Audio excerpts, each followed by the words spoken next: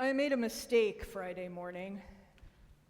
I am typically diligent about my early morning news and email fast. And I have a lot of irrelevant excuses. I was tired and, given the events of last year and last week, followed by the events of this week, I found myself rapidly falling into a spiral of despair. You know this feeling. And this week's news. Minneapolis, where ICE officers shot and killed Renee Nicole Good, sparking even more anti-ICE protests around the country. Iran, where economic exhaustion, protests, and concerns about intervention from the West dominate our thoughts. Nuclear-capable missiles used on Ukraine by Russia, again. Yesterday, U.S. strikes in Syria. Venezuela continues to hang in the balance with interim President Rodriguez. A snowballing abuse of presidential power, creating growing frustration and fear of the U.S. government around the world and within our own country. Just to name a few things. And honestly, it's hard to know which part to address. The numbness that threatens to overtake us, or how we can act for change, to help, to do something. Well, you know that I am a big advocate of small steps and deep grounding. And some days that is easier to hold on to than other days. But Friday, having already broken my routine, I skipped my morning writing that I do and went out for a walk to buy, of all things, milk and eggs, hoping to find my equilibrium. What surprised me was how my mind took me to a story that answered a question I had been rolling around in my mind all week for this sermon. And the answer to that question helped me find my emotional balance. The question on my mind was, where was my first experience of Christian belonging? Where was my first experience of Christian belonging? Before I tell you my answer to that question, let me tell you why I was thinking about this question. Today on the church calendar, we celebrate Jesus' baptism by John in the Jordan River. You heard Steve read the story as Matthew's community remembered it. And in the past, we've talked about what a moment this day is at the Jordan River for Jesus. Standing in the water with his cousin John, the years rushing by them, their sights fixed firmly on the future. This moment of becoming is something different. There is no turning back for Jesus now to wood and tools, to sawdust and boards that Jesus' father Joseph taught. We know, or we think we know, who Jesus is becoming. We see this moment as the declaration of the incarnation that we have been celebrating throughout Advent and Christmas. Jesus seems to know where this moment is taking the ministry, and to know that there would be a whole lot of becoming along the way. In the past, I've preached and taught about the importance of this moment for Jesus, and are paying attention to these moments in our own lives. And I think that's an important way to hear this story. But somehow this year, the story feels different to me. Less a moment in time and more one of the many moments in Jesus' ministry. Perhaps it is because the moments of decision-making for us, of responses to needs in the world, are so numerous, I might even say relentless, that a story like this one needs to be turned and seen from multiple angles. It is a story that is still deeply about becoming, but also about belonging. We repeatedly say that Jesus belonged to God in that moment, and going forward in a big way, Jesus also belonged with the people, and they with Jesus.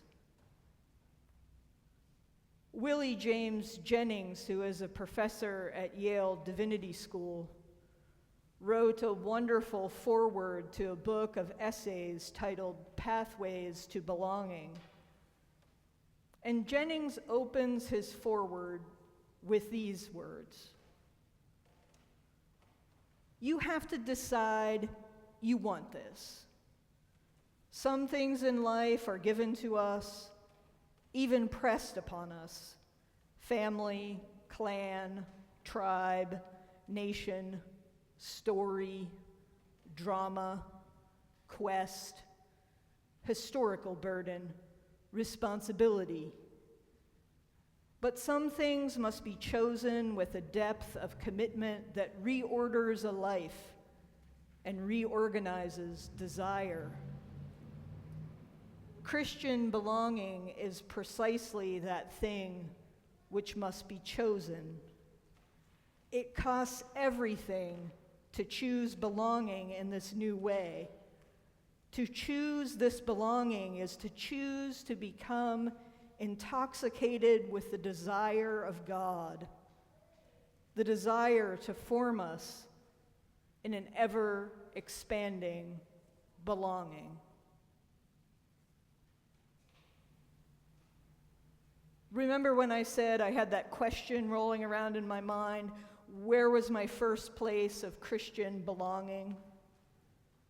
When we talk about connection and belonging, but Jennings challenges us to get more specific, to explore Christian belonging. We might ask it this way: what are we doing here in a church today of all days?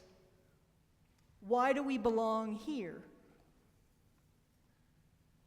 I am here because when I was a youngster in the Rust Belt of Western Pennsylvania, we went to Sunday school before church on Sundays.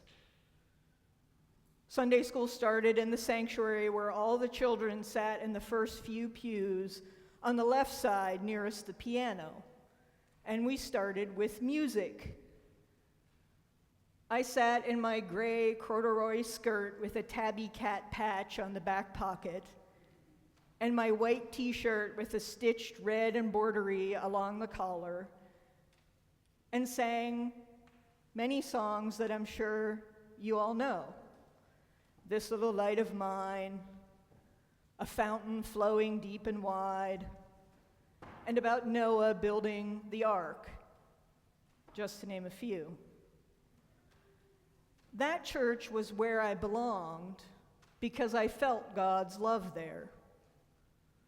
I knew the back ways around the building, and I was pretty fast, if I do say so myself, at the hand motions for deep and wide.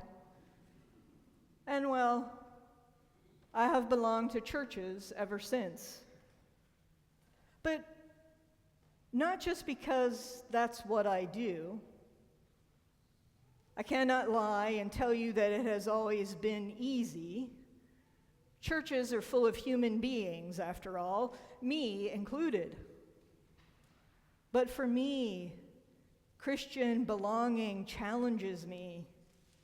It expands my compassion. It opens me up to God's presence in ways that I never could have figured out on my own. Jennings wants to push this idea even further and reminds us that real Christian belonging is dangerous and risky, like it was dangerous for God to become flesh and live among us. Our belonging as a faith community is a kind of living that is unchartable and unpredictable and wholly new, formed of the particulars of time and place and people and practice and hope. In these days when time and place and people are increasingly chaotic, our desire for the unchartable, the unpredictable, the wholly new feels much more precarious. We want even more the comforts of the known, the clear sense of direction, response. But we are called to do just the opposite, to loosen our hold, to get to the joys of this belonging which we are called.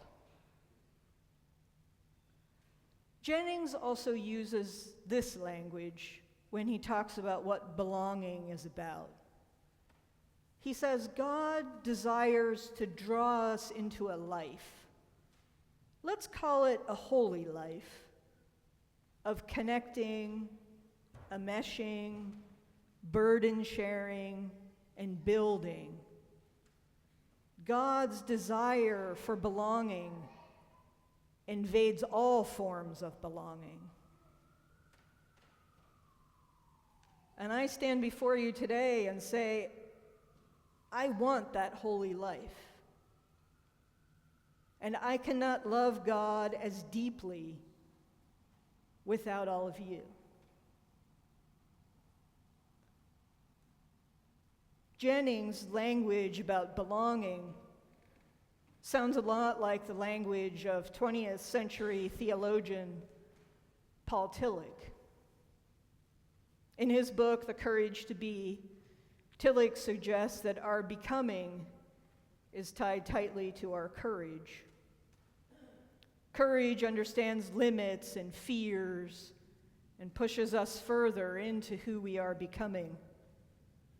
Tillich describes in his own time, which was right before, during, and after World War II, when he was writing, it is a world in which people cannot tolerate meaninglessness. And he asserts that meaninglessness is actually part of us all. The things we do not choose, the paths we do not follow, the naming of those things allows us to live more vitally, more courageously into our being. In our becoming, we need ways to transcend the self, to be fully ourselves, and to be part of something beyond ourselves. To get to something beyond ourselves is where becoming meets belonging. Becoming means that we do not need to be frightened by our limitations, but we can allow for our limitations, believing that the small part we offer the world makes a significant difference. We accept our fears, but we are not becoming them. With the courage to be, we can become what our fears are not. This is the becoming I invite you to today. And if becoming leads us to seek belonging, I mean belonging in the way that Jennings says can remake the world. He asserts that this belonging is the belonging that feeds the hungry, that houses the homeless, that heals the broken, and gives hope to the hopeless. Remember how Jennings started talking about belonging? You have to decide that you want this. Some things must be chosen with a depth of commitment that reorders life and reorganizes desire. It costs everything to belong in this new way. This belonging is the belonging I invite you to today. In a few moments, Steve and I are going to invite you to reaffirm your baptism vows. These questions, these prayers over the water, remind us not only of where we are from and where we are going, but where we are in this moment. You will hear the traditioning language of baptism in the stories of water, a reminder of whose we are and who desires us, God. I won't sprinkle you with water, but I do invite you after the service to come forward and touch the water in the fount as a connection to your belonging and becoming.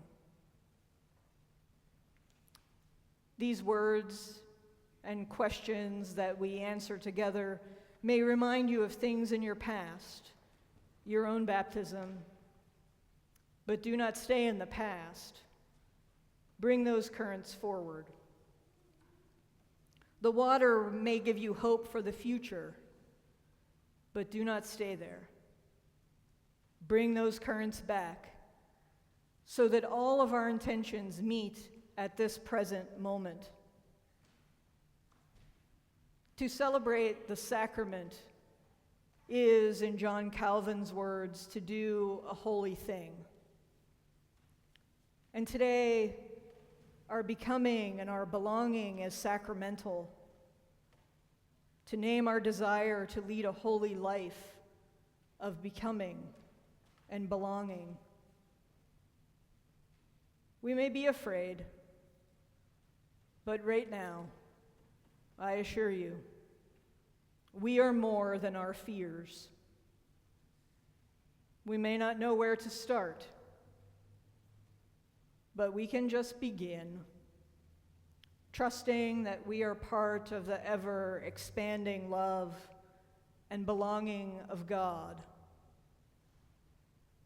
And that becoming, that belonging, is so very needed, not just for us, but to meet the hurt of God's world and to create something new, a new way of being together, a holy belonging that begins to heal the brokenness of God's world.